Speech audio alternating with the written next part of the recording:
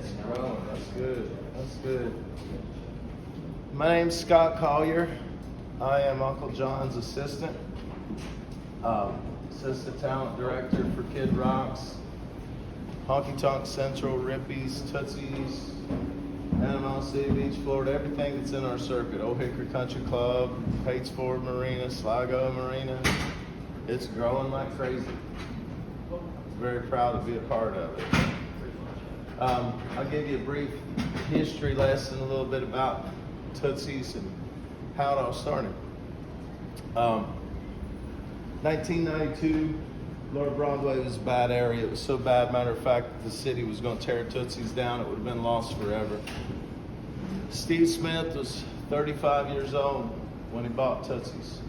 I named him the Honky Tonk Godfather because he saved Tootsies. Lower Broadway was a very bad area. It was so bad, like I said, the city was going to tear Tootsies down. It had been lost forever. There was a lot of drugs, a lot of homeless, a lot of prostitution, a lot of bad people. And the city was just tired of it. All the music was going to Branson, Missouri. I remember watching something, I think it was Nashville Now, that old show. Said some last person to leave Nashville shut the light off. Well, evidently Steve didn't see that. Uncle John, our boss, he was in Florida at the time. Steve Smith is his brother. Steve called him up and said, Uncle John, I need help building the talent. I need help with the musicians and singers, building talent and bringing Tootsies back. And Uncle John told him, he said, if you get the rights to Tootsies, I'll be up and help you. Uncle John is a Marine veteran, Marine Corps veteran. He served for your freedom in Vietnam.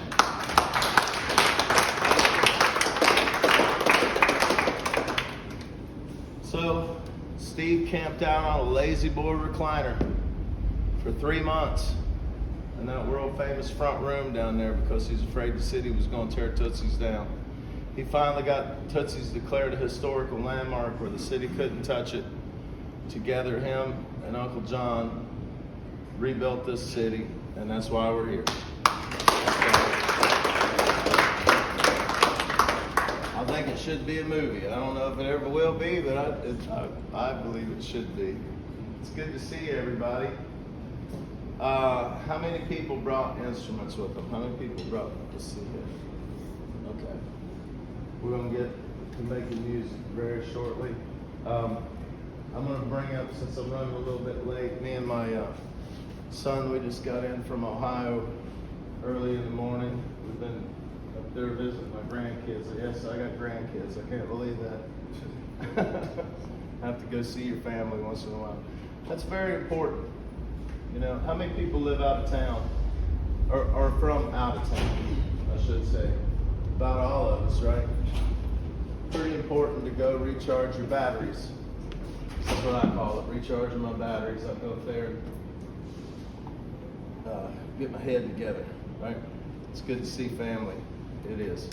But it's also good to work. That brings up another point. Whenever you're out, give us at least a 2-week notice whenever you're out of town. You know what I mean? If you can plan it out 2 weeks, that helps me and Anita on scheduling. Another thing I want to go over with you is taxes. Taxes are very important. Everybody has to pay taxes.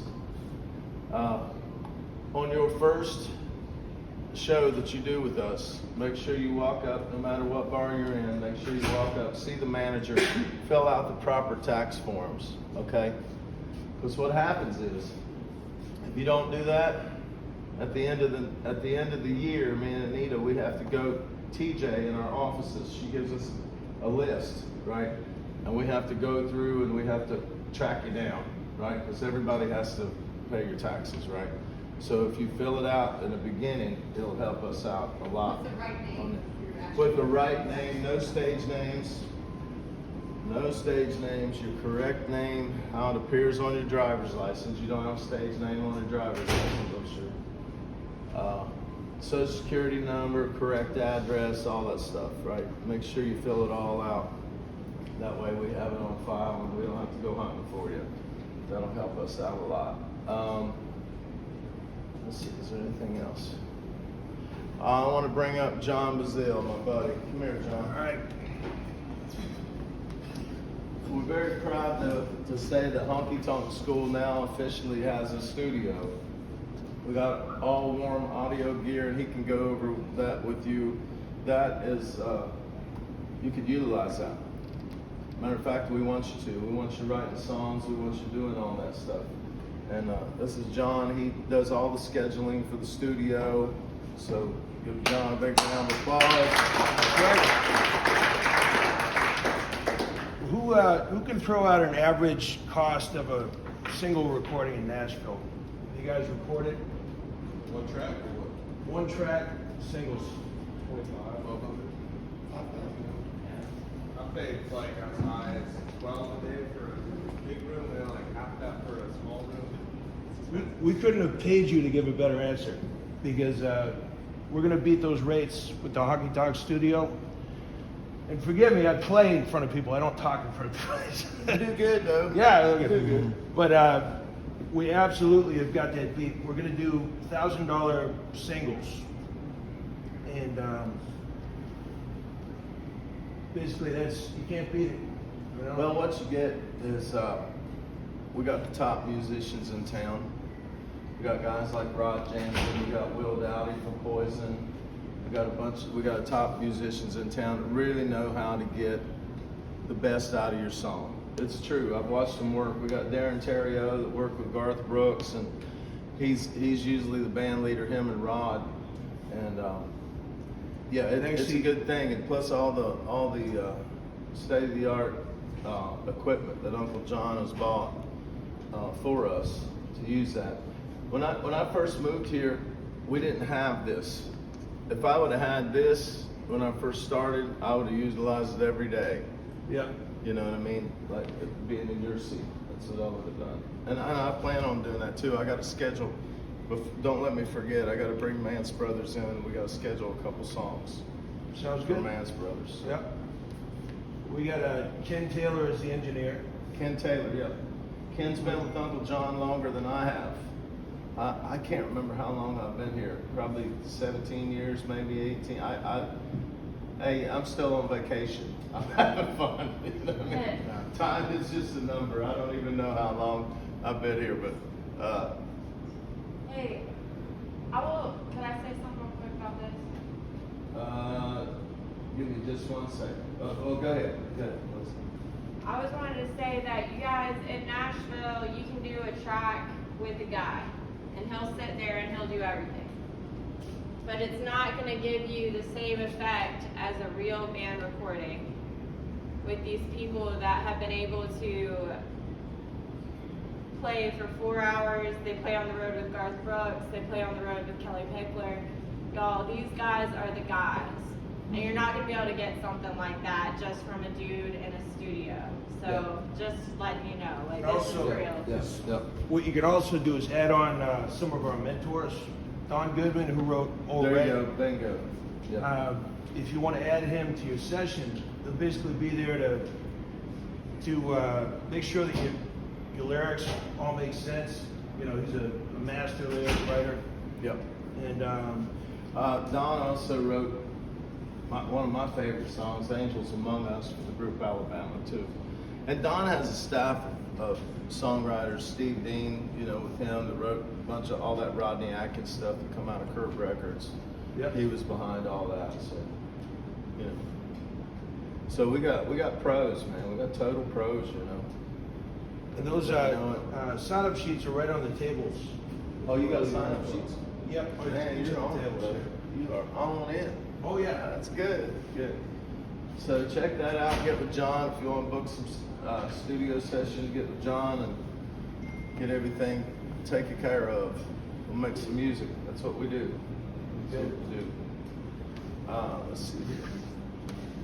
You guys have an opportunity to make a living at what you love to do. Make sure you show up on time. Showing up on time is everything. It's a lot of it. That's the biggest part of it, really. Learning the songs. Make sure you're learning the proper songs. There's some bands that I'm seeing is playing some songs that I'm going, man, Make sure you stay, you know, we're in Nashville. Guy singers, don't forget your Johnny Cashes. Don't forget that stuff, the stuff that, you know, even female singers, don't forget your Patsy Cline, you know. That's what built Nashville. As Greg Humphrey, he's the one that hired me, as he used to say, don't forget your roots, you know. Of course, learn all the Kid Rock stuff, you know, the dance stuff. We like Motown stuff. We like feel-good music. We like to dance. We like feel-good music. You know, the days of Keith Whitley was my favorite singer of all times. Keith Whitley was, I mean, I loved everything that he done, but I can't play Keith Whitley here. You know what I'm saying? It just don't go over. Yes, sir. What about some Otis Redding? You gotta say louder. What about some Otis Redding? Otis Redding. Oh man, I love that stuff, Yeah. dude. Does that go That's well? good. Yeah, man, I love all that stuff. The feel good stuff. People want to come to Nashville to feel good. They want to leave all that trouble and all their stuff behind, you know, in their hometowns, wherever they're from, all the drama that they're going through, their work. They don't want to worry about all that stuff, that, you know, that everyday life stuff. They come here to get away, and they're, like Uncle John says, they're music junkies. I'm a music junkie. I still love to go down and watch a good band. You know, I watch bands 6 days a week. I like to try to take Sunday off if I can. Sometimes I don't. Sometimes I'm down here just because I love it, you know. But I'm down here watching bands all the time, and it makes me feel good to see kids as young people that's come through Honky Tonk School and actually doing what, you know, they're supposed to do, right? Getting their bands together and just rocking, you know. It's all about creating, as our job as entertainers are to create joy. And I stole that from Stephen Kelly Hunt, he's probably watching. But it is our job to create joy, you know. Everybody, $20 bills everybody to death. We don't do that in our band. I feel like that's a bad thing. I do. I see a lot of bands doing it, $20, $20, $20. If you put a price tag on your song, then you might be shooting yourself in the foot for some dude that has $100. Me, I'll play a song for $1. I don't care. Sometimes I'll play them for free. I mean, most of the time I do play them for free. You know, I do. I realize that we all have to make a living. I get that. But if you're creating joy and you got that room where you want it, and you walk out there with that wireless mic and you're singing to them people and you're running that tip jug, shoot, they're gonna tip you. If you're good, they're gonna tip you. Better be good. If you ain't good, should be, then I'm not doing my job. Nah, I'm proud of our bands. I really am proud of them. They're all putting on a heck of a show. I love it. I'm gonna bring Anita Hill up to say some stuff. Anita, she is a very, very important part of our team. Uncle John put her with us. Gosh, what? I lost track of time. It's a blur. But Anita, she helps on all the booking. I mean, me and her, we get together. We're on the phone 7 days a week. This is Anita Hill.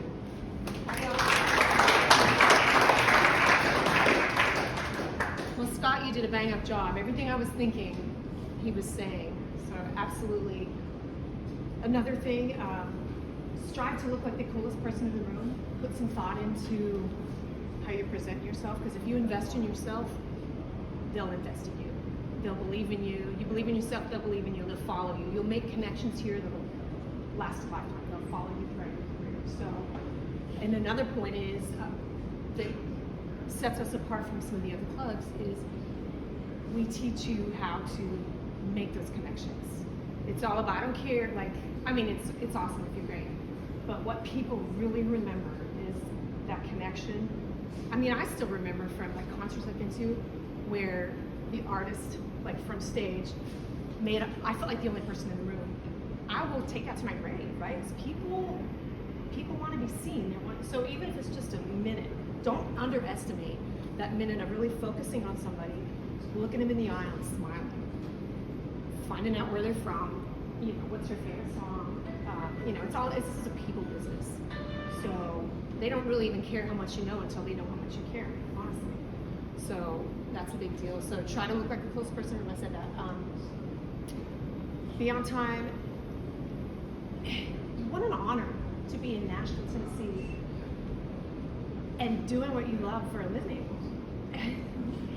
It's the greatest honor, and we're never underestimate your ability to impact a room as well. Like with just, you don't even have to say that much, just with your smiling, with your, they feel you, right?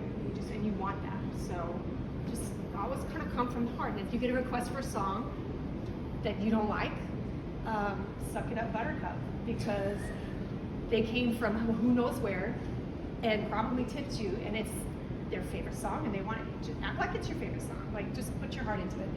They're happy, and they'll go home and they'll tell all their friends. It's just part of the deal. That's what we have to do. Picking songs that make you happy, that make feel-good songs, like you were saying, like Keith Whitley is awesome. But everybody wants to feel good, especially coming through like the last several years. Yeah. That's a big deal, and it is an honor to be able to impact people that way. So. Yep. Anything else? What else?